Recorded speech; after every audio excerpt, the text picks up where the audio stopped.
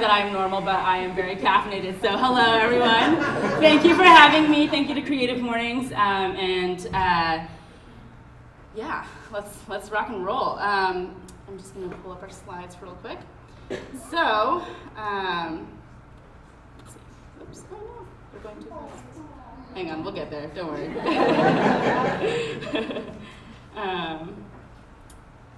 to grab this one? This should work, actually. Okay, yes. Cool, yes, thank you for joining me. I'm really excited to share about Charm City Night Market, which you just saw a short recap of. I'm excited to share about the Chinatown Collective, which is our organizing body and the work that we do and that we're working on to continue highlighting and creating spaces for Baltimore's Asian American Pacific Islander heritage, history, and current creatives. So before we get into all of that, I just want to ask a simple question. Who are you? Who are you, everyone? I think if you were able to check in and get a name tag, hopefully you're able to share the story of your name with a new friend. And I put that question out there because I think in a lot of cultures and heritages, names have power. Names have meaning. They hold generational dreams for a future that one might not see. And I know that was definitely true in my Chinese American family, which brings us here. My given name is Stephanie Joy Hsu. My parents chose Stephanie because it means crowned. It's derived from Stephen, the first martyr in the Bible, because my parents hoped that I would be a person of strong conviction. They chose Joy because they hoped that despite any circumstance in life, I would find satisfaction and fulfillment in my existence. My Chinese name is Xu Jiayi. Xu is my last name, and then in the Chinese naming convention, usually it's followed by two characters that your parents or your grandparents or somebody in your family chooses that denotes kind of a hope for you. So Jia is, here we go. Those are my characters. Woohoo. Jia is home. It also means family. Yi, again, means joy. And it's also the characters of heart in Taiwan. Because my parents hoped that no matter how geographically distant I was from Taiwan physically, my heart would always know Taiwan. But despite my multicultural names, I really didn't embrace a multicultural upbringing. I very much was ashamed of my culture growing up. I remember being told that I had almond-shaped eyes, which is something that I'm still trying to understand. Yeah, I don't know, like, what is that?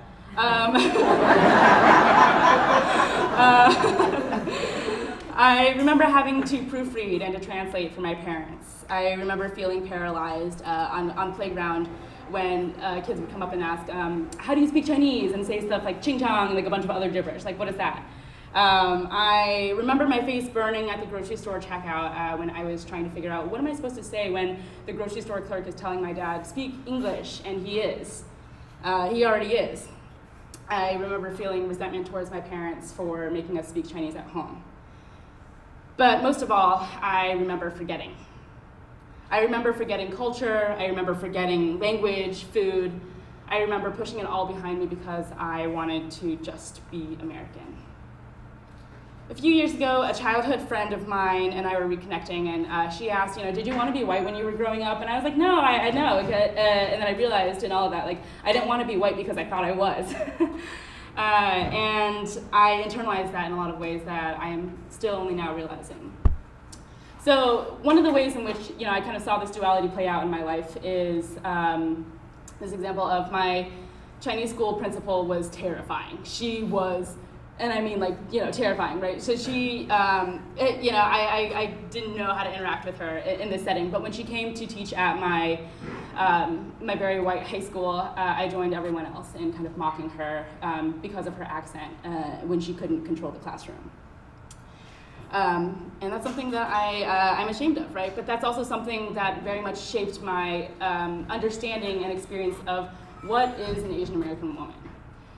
In that frame, in my mind and my understanding, an Asian American woman was somebody who was at best ignored and at worst ridiculed. In my Chinese community, she was somebody who was revered. She was a scholar, she was a teacher, she was a woman who had the gall to leave a marriage that wasn't working for her. But in my American circles, my school circles, she was a caricature. She was an immigrant woman who was divorced, whose American husband had left her. And with that kind of being my frame for what an Asian American woman was supposed to be or was supposed to look like, I very much kind of defaulted to these stereotypes of being quiet, of being deferential. And I lived that way in that lie for 20 years until I actually went on a trip back to Taiwan. There, I learned a completely different reality. In the country of my parents' heritage, I found a very matriarchal family line. I found women who led our family through the 19th and 20th century, the turn of the 19th and the 20th century.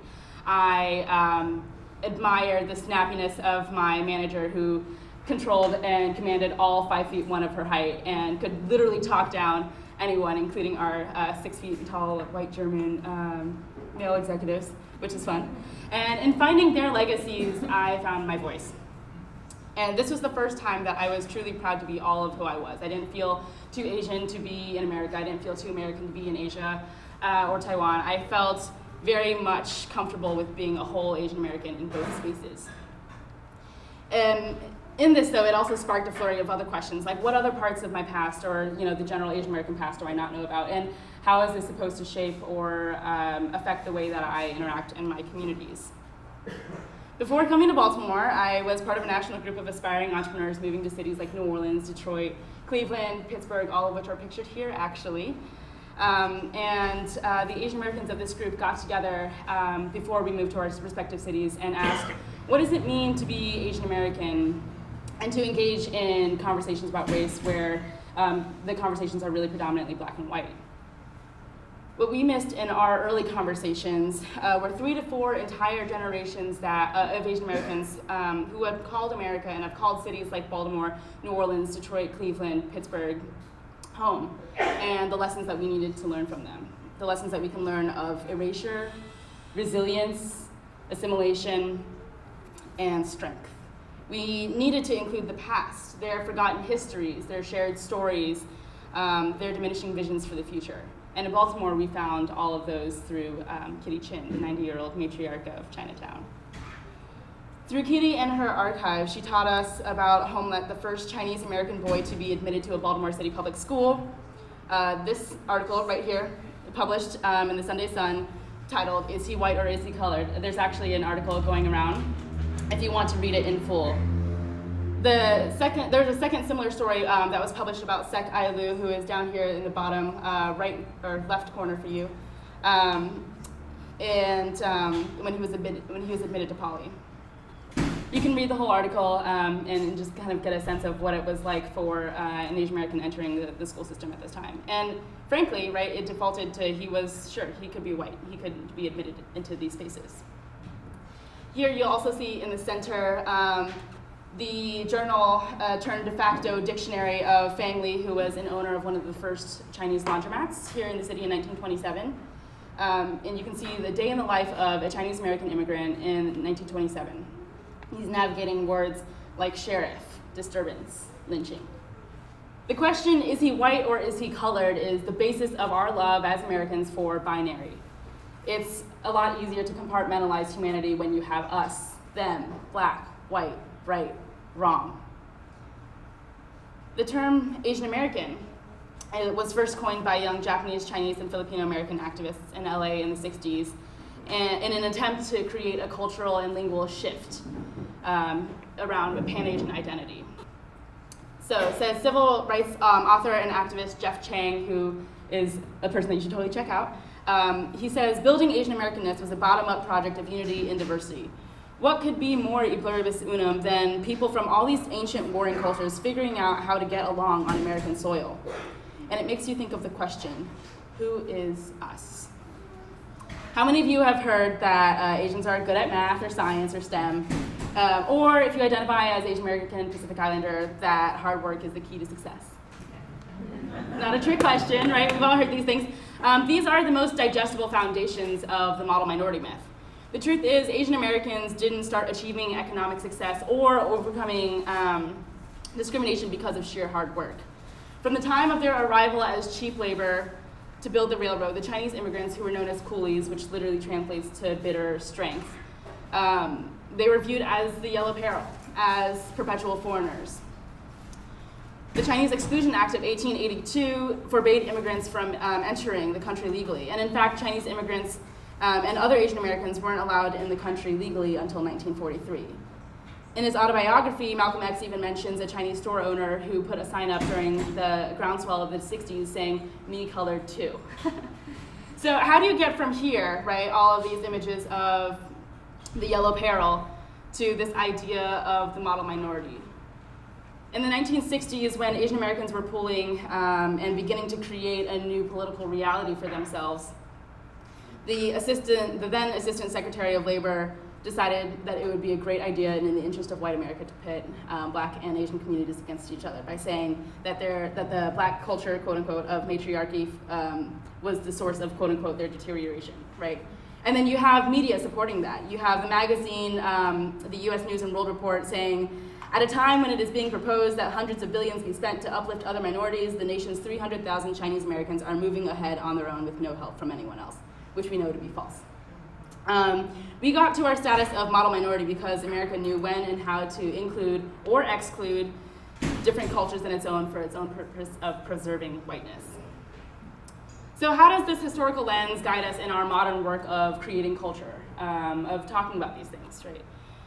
When we hope to cultivate a future of inclusion despite a history of exclusion. When we started out, one of the first questions that was literally asked verbatim was, what is the point of preserving Chinatown, of preserving a historic Chinatown that has all but faded? And I really hate to admit it, but I was stuck on this question for a really long time, right? Because the theory behind that being, well, you know, didn't the immigrants of that time achieve their success? Didn't they find their American dream? Didn't they move to suburbia and live the life that they wanted?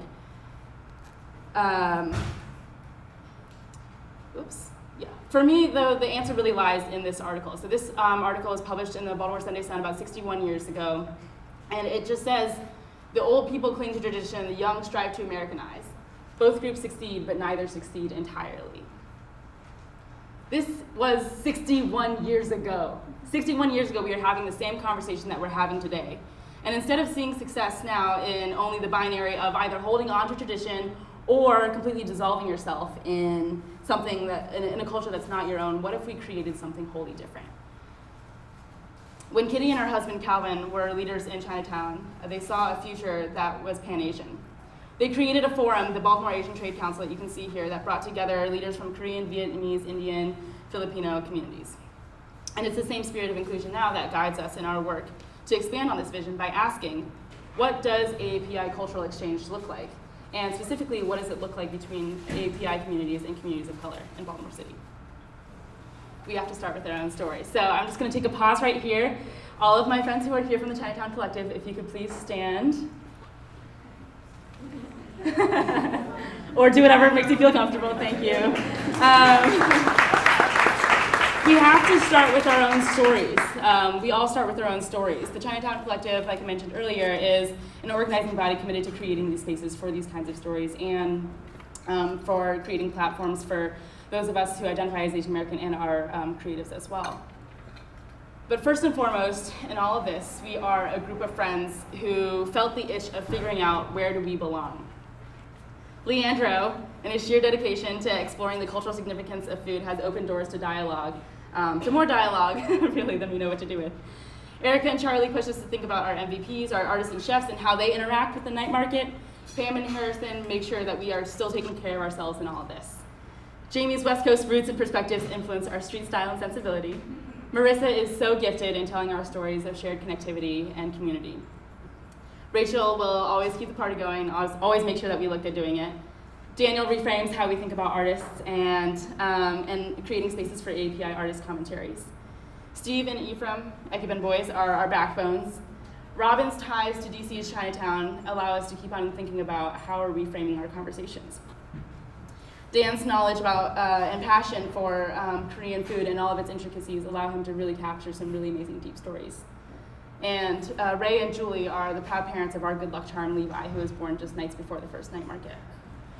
This doesn't even begin to, though, encapsulate our friends in the industry, in the restaurant industry, or in the many photographers, videographers, and other artists who, like us, desire to create a space for their own stories. In Baltimore and everywhere else, cultural exchange happens through individual friendships. through inviting friends over for dinner, for dance, music, and other cultural traditions. But on a large scale, we collectively decided that we need to have more spaces where we can publicly create our own collaborative future. Charm City Night Market was our first celebration of that conversation. On September 22nd, 2018, 12,000 of you showed up and answered that question of what is the point of preserving the history of Baltimore's historic Chinatown. We saw families, we saw babies in strollers, we saw grandparents watching their grandkids on a platform, on a literal platform created for them. We saw vendor after vendor sell out. We saw Katie Chin and restaurateur and friend Sony Florindo reunite as they saw the realization of these multicultural visions. We saw 12,000 people answer that question through shared stories, smiles, and memories created. But we're not done. As we progress, in order to continue being inclusive, we have to think about what does this space look like a generation from now? Cultural consumption is not cultural exchange. Cultural consumption is not cultural exchange. And cultural exploitation cannot afford to be mistaken for cultural exchange either. If all we do is get people to eat more Asian American food and watch more Asian American performances, that's not success. We don't win. We have to keep on moving these conversations deeper into identity, place, and belonging. When we asked our community, when we asked our community recently, who are we now? Some of the recurring themes that were brought up were creative, non-monolithic, and wandering, searching for belonging. When we asked, what does our community look like in 50 years? We heard things like multicultural, anti-racist, South, Southeast, and East Asian, belonging literally and figuratively to AAPI communities and other communities of color. And we also heard development without displacement. I'm sharing all of these dreams here so you can hold us accountable to them, and I'm also sharing them so you can join us in the process of building this future that we want to see. Inclusive is the theme of today, and it's also a descriptor, it's also a directive. It's deeply intentional, and it begins internally. As an Asian American, it is possible to walk through this world without unpacking your privilege, to coast on the victories of all of the civil rights victories of our predecessors. It is possible to distance ourselves from parents, grandparents, aunts, uncles who exhibit and perpetuate anti-Blackness and xenophobia and say, that's not me. It is possible to ignore the legacy of active allyship across communities of color. It is possible to reserve the privilege to disengage. I know because that was me. But to do so, to do all of those things is a disservice to those who came before us, their legacy, and also to ourselves. Inclusive ultimately begins with identity, and identity is like a fire. Is it going to burn bridges, or will it clear the field for new growth? Jeff Chang, again, same author, Jeff Chang, yes, look him up, says, you wanted an identity that would not just be a weapon, but a tool, something that would not just bludgeon, but build, that would not only justify your pain, inherited and accumulated, but let you stay open to the world, let you connect and grow. As I like to say, don't be a tool and leave your friends behind, be a friend and leave your tools behind. So all that to say is you can't be inclusive if you don't include all of yourself, your past self, your present self, your future self. We all have memories of something that we've said or done or thought that might not be representative of who we want to be, but it takes recognizing that and sitting in the discomfort of that to be able to humanize ourselves, to be able to make space for ourselves, to be able to heal ourselves, to be able to forgive ourselves before we can even do that for anyone else. And when we are ready to create space for others, that curiosity is going to be a much more honest guide than authority. So in the spirit of curiosity, I just have one last question. Who are you?